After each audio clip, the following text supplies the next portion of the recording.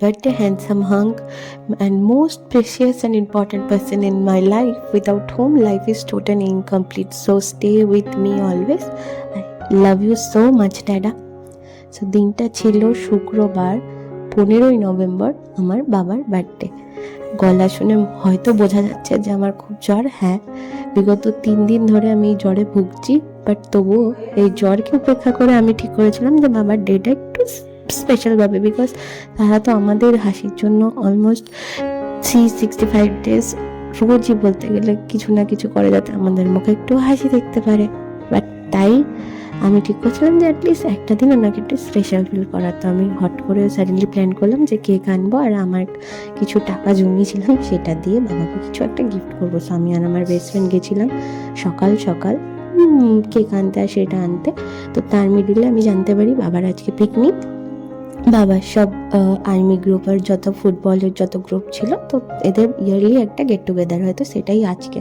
তো দুপুর উনি খাবেন না, তবুও যাওয়ার আগে আমি 7 রকম ভাজা ভেজে গেছিলাম। তো বাড়িতে এসে বাকি রান্নাটা করেছিলাম, যেমন পায়েস, ফ্রাইড রাইস, চিকেন আর চাটনি, পাঁপড়। ব্যাস, যেটুকু আমার দ্বারা পসিবল আছে সেটুকুই আমি করেছি। তো দেখলাম যে হ্যাঁ, মানুষটা সত্যি অল্পেতেই খুশি হয়। আর আমি কিন্তু বাড়ি আসার পথে অলরেডি বাবার সাথে একবার বেসিকে গিয়ে দেখা করে এসেছিলাম, আর সব কাকুদের সাথেও তারা আমার সাথে দেখা করতে চেয়েছিল, তো আমি দেখা করে এসেছিলাম। তারপরে বাড়ি এসে রান্না করি।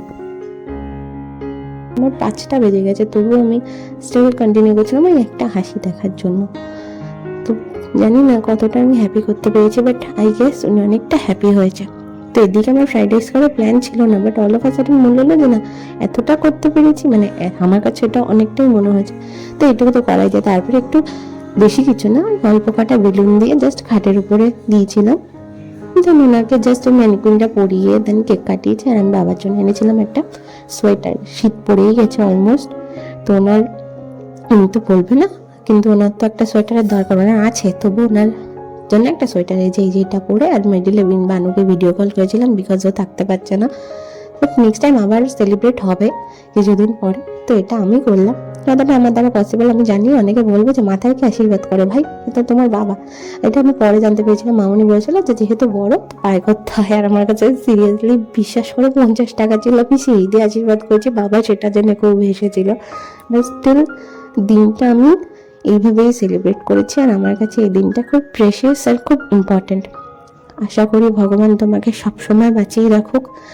বলে না কথায় আছে, চুলের যত আয়ু, আমার চুলের যত আয়ু, তোমার জন্য ততটাই আয়ু থাকে বাবা।